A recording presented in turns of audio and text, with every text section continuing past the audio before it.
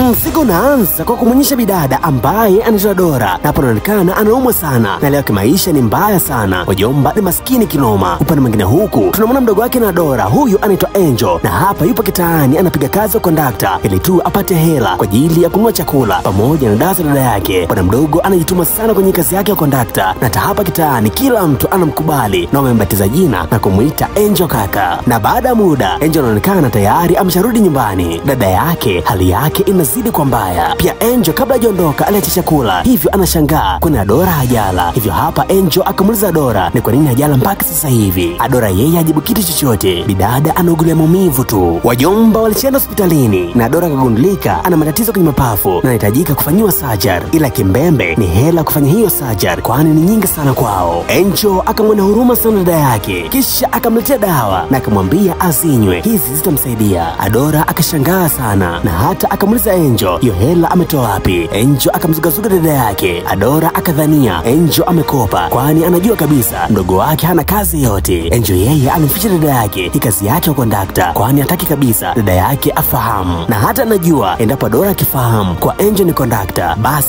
atammaliza. Upande mwingine huku tunamwona Mr. and Mrs. Asika. Mke wa Asika anamwambia Asika mtoto wao analalamika sana siku hizi kwa machoka kaumu ndani peke yake, hivyo anahitaji mtu wa kucheza naye. Mama huyu akamwambia Asika inabidi apate mfanyakazi wa ndani ambaye atakuwa na umri mdogo kwa ajili ya kucheza na mtoto wao. Asika akalikubali hili swala na hata akampatia kazi mke wake atafute huyo mtu. Mke wa Asika akafurahia sana. Angel na Dora wanaonekana bado hajalala. Angel anasema anataka kupambana na Mr. Asika kwani huyu ndio akamsimamisha mali za baba yao, yaani viwanja vitatu pamoja na nyumba yao, ila kabla baba yao hajakabizi alifariki, hivyo Mr. Asika akazulumu hizo mali. Na hii imetoka miaka 12 huko nyuma. Angel yeye hafahamu kabisa wazazi wake kwani wakati mama yake anapeleka hospitalini ili kujifungua walipata ajali, baba yao akafariki na mama yake alipojifungua tu muda huo na yeye akakata moto, hivyo Angel amelelewa na Dora. Na wajomba hawana sapoti yoyote kutoka kwa ndugu zao kasoro shangazi yao mmoja tu. Angel akamwambia Dora inabidi hili swala la mali wamhadithie shangazi yao kwani ana uwezo wa kusaidia. Dora akasema baba yao alimficha hata shangazi yao, hivyo hata shangazi yao yeye afahamu kabisa kwa baba yao alikuwa anamiliki hivyo viwanja pamoja na hiyo nyumba, hivyo Dora anasema hata akimwambia hawezi kusaidia kitu chochote. Bidada akamsi Angel atulie na walale. Angel akakubali, ila bwana mdogo ana hasira sana na ameshapia kabisa kweli swala yeye atalipambania kivyo vyote vile, lazima atazipata mali za baba yao. Kesho yake Angel anaonekana yupo kazini kwake. Bwana mdogo amekaa kwenye siti peke yake na hapa analia sana. Dereva wake akamwona Angel akiwa analia, hivyo na yeye akapanda kisha akakaa pembeni ya Angel na hapa akamuuliza Angel ana shida gani. Angel akamwambia dereva yeye ni mdogo sana ila ameshapiga kazi za kutosha. Bwana mdogo anajilaumu sana juu ya maskini ambao wanao. Bwana mdogo anasema dada yake anaumwa sana kule nyumbani. Angel akamweleza kila kitu dereva kumuhusu mama yake pamoja na baba yake. Pia Angel akasema kuna mali za baba yake ambazo wamezulumiwa, hivyo anasema atafanya kila kitu ili azipate ili akauze kiwanja kimoja, alafu hela ambayo ataipata ampeleke dada yake hospitalini na aache kuteseka. Dereva huyu akamwonea huruma sana Angel na hata akamwambia yeye pia ni maskini sana, ila mama akasema ana uwezo wa kukusanya uni wake alafu akaenda kwa huyo mtu na kumzingua. Angel akasema hili swala Dora kilisikia hawezi kulipenda, hivyo kabisa dereva wake waliache. Dereva huyu akamkubalia Angel na hapa akamwambia Angel yeye kwake ni kama mtoto. Mamba anasema hana hela nyingi wala nini, ila hii hela ambayo amepata kwa siku ya leo mjomba akachukua yote kama ilivyo alafu akampatia Angel ili akanunua chakula pamoja na dawa za dada yake. Angel akamshukuru sana dereva. Dereva akamtuliza na kumwambia Angel kaka yeye ni mtoto wake hivyo asiwaze. Mwamba anamkubali sana Angel kama mtoto wake na ile swala ambalo amehadithiwa limemuumiza sana kwa siku ya leo.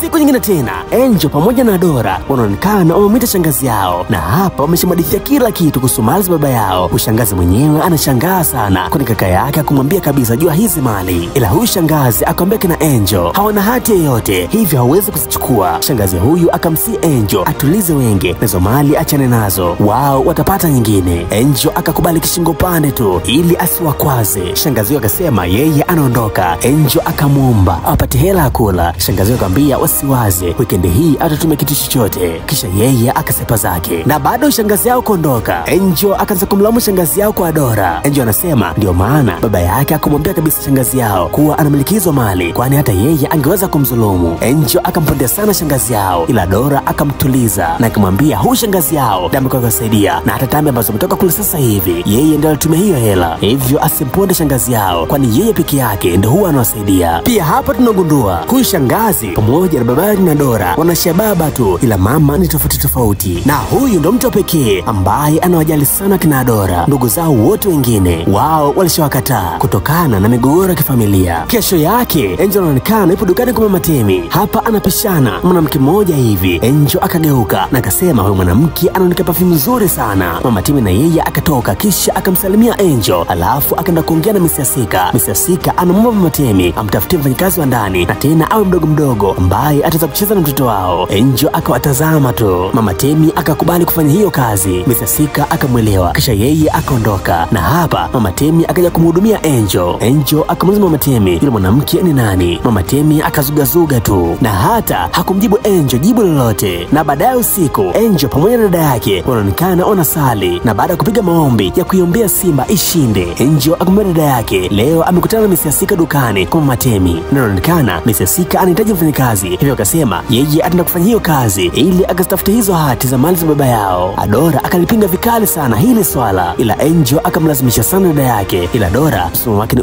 ule, hataki kabisa mdogo wake aende huko kwa lolote linaweza kumpata. Huku pande mwingine Mr. Sika anaonekana yupo na binti yao ambaye anitanika, na mwana mdogo anasema amechoka humu ndani peke yake na anataka mtu wa kucheza naye. Mama yake akamwambia asiwaze, siku so nyingi atamletea mtu wa kucheza naye. Nika akakubali. Kesho yake asubuhi Dora anaonekana anaendelea vizuri na panasema anataka kwenda kazini. Angel akamwelewa kisha Dora akaondoka na kumwacha Angel nyumbani. Angel akaamka na kwenda kwa Mama Temi na akamwambia anataka kufanya ile kazi ambayo Mr. Sika alisema. Mama Temi akashangaa sana kisha akamuuliza Angel kama dada yake anafahamu kwa anahitaji hii kazi. Angel akasema anafahamu. Mr. Sika akamuuliza Angel ni kwa nini anataka hii kazi. Angel anazugazuga tu, na baada ya muda Angel akarudi nyumbani, na hapa akataka kutoka tena. Dora anarudi anasema amefukuzwa kazi kwani anaumwa mara kwa mara. Angel yeye anafoka sana na anasema ndio maana anahitaji kwenda kuchukua zile hati ili wapate hela na wasiteseke tena. Hapa ghafla Dora akazimia, ila baada muda Dora anaonekana tayari ameshamka. Bidada anaonekana amechoka kinoma na hapa yupo nje, na muda huu mwenye nyumba wao anakuja, na mwamba huyu anamlalamikia Dora kwa mabinti hao hawajalipa kodi kwa miezi 5 sasa. Dora anaonga kipole sana na hata akamwomba mwenye nyumba wao ampatie wiki 2 tu na yeye atamlipa. Mwenye nyumba akamwelewa kisha akamuulizia Angel. Mwamba anasema kuna siku ambayo alikuja hapa na Angel akamwashia moto, hivyo anamuita Angel msumbufu, ila Dora anamwambia huyo mwenye nyumba Angel sio msumbufu wala nini. Okay sawa. Usiku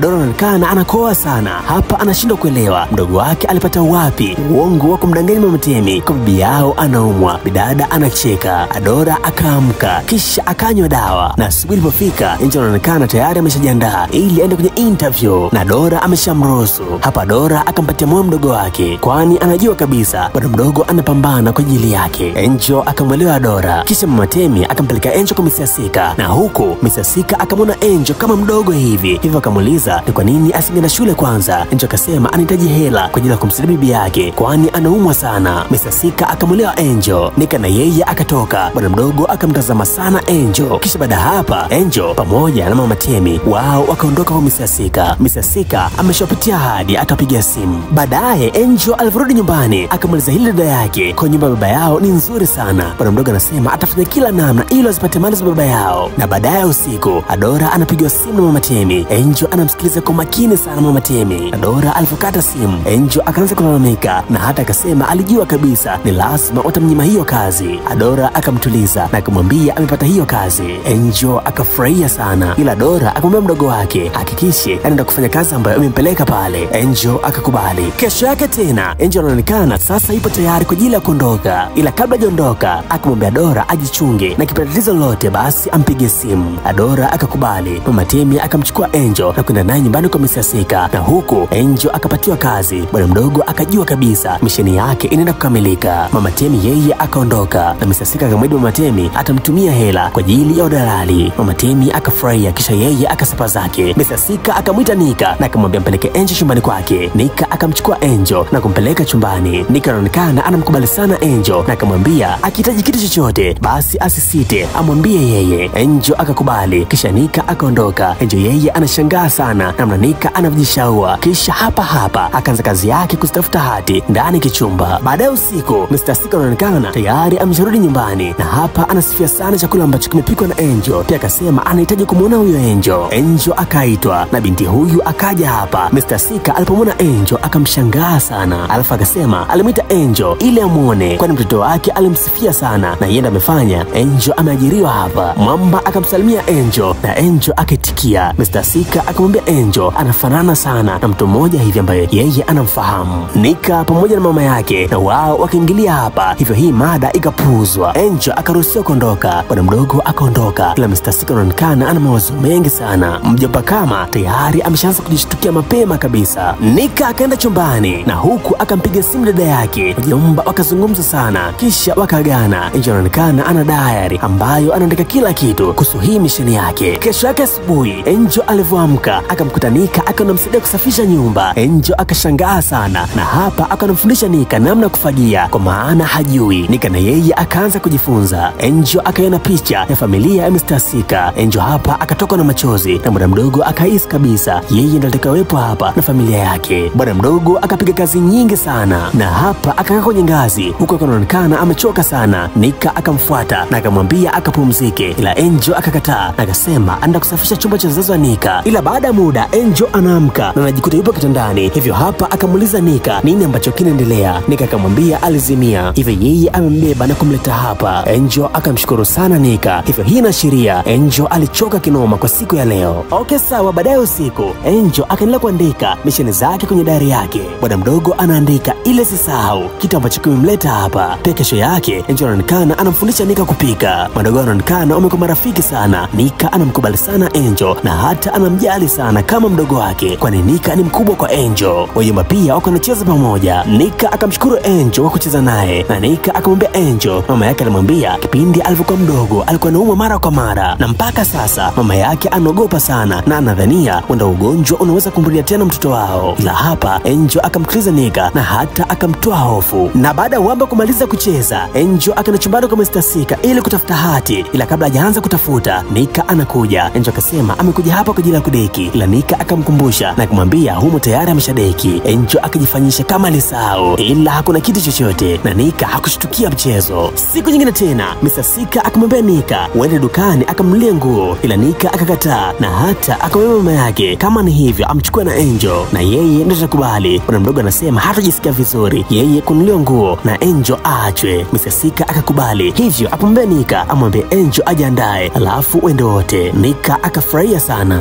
Siku nyingine tena Angel anaonekana amekuja kumwona dada yake na hapa anamhadithia jinsi walivyoenda shopping. Angel anasema Mr. Sika na Nika ni watu wema sana, ila anashangaa ni kwa nini Mr. Sika alikubali kuolewa na mtu mbaya. Angel akamwaga mambo mengi sana Mr. Sika na Nika. Hapa Dora akamkumbusha mdogo wake misheni yake, hivyo akamsisitiza asisahau kitu ambacho kimempeleka pale. Angel akamweleza dada yake Adora yeye ana mashaka sana Angel anaweza kuungana nao. Kesho yake Angel akarudi kazini kwake na huku akitazama sana hii nyumba, huku maneno ya dada yake yakawa yanajirudia kichwani. Nika akamuuliza Angel ana shida gani, ila Angel akazugazuga tu. Bwana mdogo anajisemea moyoni hii nyumba ni ya kwetu. Shangazi yao na kina Adora anaonekana amekuja kutembelea tena na hapa anamuulizia Angel, ila Adora akamdanganya shangazi yao na akamwambia Angel ameenda kwenye kambi kanisani kwao. Shangazi huyu akamwelewa Adora na akamwambia amchunge sana mdogo wake kwani ni mtundu. Pia shangazi yao akamwambia wao wanahama mji ila watakuwa wanawasiliana. Adora akamwelewa shangazi yao. Angel yeye anaonekana amelala huku akana mawazo mengi sana, na asubuhi ilipofika Adora akampiga simu mdogo wake, ila ndo hivyo bwana mdogo ashiki simu. Bidada akapiga sana simu ila wapi, na hali yake ikazidi kwa mbaya, akateseka sana ndani ya nyumba huku akiwa peke yake mpaka akazimia. Angel yeye bado amelala na baadaye Adora alivyoamka bidada akaenda moja kwa moja hadi sehemu ambayo Angel anafanya kazi na huku akamwomba mlinzi amwitie Angel, na kweli kabisa Angel akatoka. Adora akamvuta pembeni mdogo wake na akamwambia hakikisha anapata hizo hati kwa siku ya leo ili kesho arudi nyumbani, na hata asipozipata basi kesho arudi nyumbani na achane kabisa na hiyo mission. Angel akamweleza dada yake, kisha wawili hawa wakaagana na Angel akarudi ndani. Na bwana mdogo alifika ndani tu huku akakuta Nika anamsubiria kwa hamu sana, kwa maana ameshasoma dara yake na tayari ameshajua ukweli wote ni kwa nini Angel yuko hapa ndani ya nyumba yao. Angel akamweleza ukweli wote Nika kwa baba yake na Nika alozulumu mali za baba yao. Nika akamwelewa Angel na hata akamwona huruma sana, ila Nika akasema anahitaji pia kumsikiliza baba yake yeye anasemaje, ni kwa nini alizulumu hizo mali. Angel akamwonya sana Nika ili swala asimwambie mtu yeyote kwa maana atamfurugia misheni yake. Nika akakubali. Sasa baadaye muda wa kula, Nika akishindwa kabisa kujizuia. Bwana mdogo anaonekana ana mawazo mengi sana, na hapa mama yake akamuuliza ana shida gani. Nika akamuuliza mama yake Mr. Okeke ni nani. Mr. Sika akashangaa sana, kisha akamuuliza Nika huyo mtu ni nani. Nika akamwambia Mr. Sika mtu ambaye baba yao alikuwa anasimamia mali zake. Mama huyo akashangaa sana, kisha akamuuliza mwanae amemjuaje. Na kabla Nika hajajibu, Angel akazungumza na akasema huyo ni baba yake. Mr. Sika akashangaa sana na Angel akamuuliza kila kitu Mr. Sika. Mr. Sika anasema yeye hakufahamu kabisa jua hilo swala. Angel anasema baba yake kabla hajafariki alimwambia dada yake anamiliki maeneo matatu na nyumba moja, hivyo alifariki mume wake akazichukua hizo mali, ila Angel anasema anazihitaji hizo mali ili auze kiwanja kimoja alafu ampeleke dada yake hospitalini. Mr. Sika akamwelewa Angel na akamwahidi hilo swala yeye atalishughulikia na atamsaidia. Angel akakubali. Kisha baada ya muda Angel na Nika wanaonekana wapo chumbani. Nika anaomba msamaha kwa maana amevujisha siri, ila Angel akamwambia siwaze. Nika anapata pole Angel kwa kitu ambacho kimewapata kwa hiyo miaka yote 12. Mr. Sika na yeye akapiga simu Mr. Sika na kumuuliza hati ziko wapi. Mr. Sika alisafiri. Mr. Sika akamuuliza mke wake sehemu ambayo hizo hati zipo. Angel na Nika wao bado wanapiga story. Nika akaanza kukohoa, hivyo Angel akaenda kumletea maji na Angel akanarudi huku akana glasi ya maji. Anamkuta Nika yupo kwenye ngazi. Nika anasema sasa hivi anajisikia vizuri na hataki tena kukaa chumbani, hivyo wakakaa sitting room watazame TV. Angel akakubali na madogo hawa wakashuka sitting room na hapo anaonekana wanatazama TV, ila Nika anakumbuka kumbe kule chumbani mama yake na Nika aliingia ili kuzificha zile hati, na mama huyu alimwambia Nika ashuke chini akakaa na Angel ili amzuge alafu yeye asifiche hizo hati ndani ya kichumba, na ndio maana Nika alishuka chini. Nika anahuzunika sana juu ya kitu ambacho mama yake anakifanya, na baada ya kumaliza kuficha hizi hati mama huyu anatoka na kuaga kina Nika, hivyo akasipa zake. Angel akaona hii ndio fursa, hivyo akaenda chumbani kwa Mr. Sika, ila huku akakuta mlango umefungwa na hii sio kawaida. Bwana mdogo akaenda kwa Nika na kumuuliza jua hili. Hapa ugomvi ukaibuka kati ya Nika pamoja na Angel. Mabinti hawa wakabishana sana na Angel akamkurudi dada yake na kumwelezea kwa Mr. Sika anajua kila kitu sasa na ameshaanza kufunga mlango. Hapa Dora akamwambia mdogo wake apotezee. Bidada anasema kila mtu ipo siku atafariki, hivyo asiwaze hata akifariki, wao focus na mambo mengine. Angel akamind sana na hata akataka kumwona dada yake kwa ipo tayari kufariki na mwache mdogo wake akiondeseka peke yake hapa duniani. Angel akaongea kwa uchungu sana. Mr. Sika na yeye anaonekana ndio ametoka safarini. Mke wake akamuuliza kila kitu ambacho Angel amekisema, na hata mwanamke akamuuliza mume wake ni kwa nini alimficha. Mwamba anasema alishindwa kabisa kumwelezea. Mjomba anaulizia hati zake ziko wapi. Mr. Sika akamuuliza kila kitu ila akamwonyesha sehemu ambazo hizo hati zipo, yalichokisema amezificha na Angel hawezi kuzipata. Nika na yeye akamfuata baba yake na kumuuliza juu ya kila kitu ambacho Angel amekisema. Mr. Sika akamdanganya sana mtoto wake, kisha akarudi chumbani na kuendelea kuzungumza na mke wake juu ya hili swala. Mwamba anachokisema watauza hii nyumba kisha watagawana na kina Angel alafu shughuli itakuwa imeisha. Mwamba anasema alichukua hizo mali kipindi kile ambacho mtoto wao alikuwa anaumwa sana na mke wake alikuwa na madeni makubwa sana. Hapa mke wa Sika akatulia. Kesho yake asubuhi na mapema kabisa Angel pamoja na dada yake wakaenda nyumbani kwa Mr. Sika na huku wakawasha moto wa kutosha. Wajomba wakapigana sana na mwisho akasema watakutana mahakamani, kisha wao wakarudi nyumbani. Mr. Sika akamwambia mke wake ampatie hizo hati kwani mapolisi wanaweza kuja hapa, hivyo wanaweza kuzipata. Mwamba anamwambia mke wake ampatie hizo hati ili akazifiche vizuri. Mke wa Sika akakubali, kisha akaenda kuchukua bahasha alafu akampatia Sika, ila kitu cha kushangaza ndani bahasha hawakuzikuta hizo hati. Kumbe Nika yeye amezichukua hizo hati na kwenda kumpatia Angel. Angel akamshukuru sana Nika. Nika akarudi ndani na kueleza kweli wote wazazi wake. Wazazi hawa wakaishiwa puzi tu. Adora yeye yupo mtaani anamtafuta mdogo wake kwani masaa kadhaa tayari ameshapita na hajamuona mdogo wake, hivyo ana mashaka sana. Angel yeye alivyozipata hizi hati akaenda moja kwa moja hadi kwa yule dereva wake huku akampatia kopi za hati na akamwambia anajua kabisa Mr. Sika atamtafuta ili ammalize, hivyo akamwomba sana dereva awe nyuma yake na kama lolote likimpata basi amwangalie dada yake. Dereva huyu akamwelewa Angel na Angel akasema andakutana dada yake. Dereva akamwelewa, kisha Mwamba akaenda na mapolisi kwa Mr. Sika huku Mr. Sika akakamatwa. Mjomba akakamatwa kwa kosa la wizi wa mali. Adora yeye bado yuko mtaani anamtafuta mdogo wake na hapa akamuona akashuka kwenye bajaji.